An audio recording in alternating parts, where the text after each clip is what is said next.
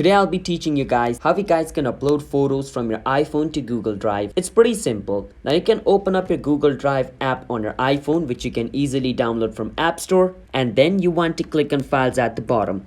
Now if you want to upload a picture inside a file, you need to first go inside the file. So let's say I want to upload a photo inside this folder called Go. I need to go inside the folder, then only I need to click on the plus button at the bottom right. I click on upload, and if I want to upload photo or video, I need to click on that. But if I want to upload other documents, I need to click on browse. But I want to upload a photo, so I will click on this, and then I will choose a photo which I want to upload and click on upload. Then the photo will be uploaded. But if I want to upload a photo outside of the folder, then I need to go on over here where it says files and then not go inside any folder. Once I'm not inside any folder, I can click on the plus, click on upload, choose photos and video, and choose the photo I want to upload and click on upload. And then the photo will be uploaded outside, not inside any folder. So that is how you guys can upload photos from your iPhone to Google Drive. Hit the subscribe to our channel, How to Guide. I'll see you guys next time.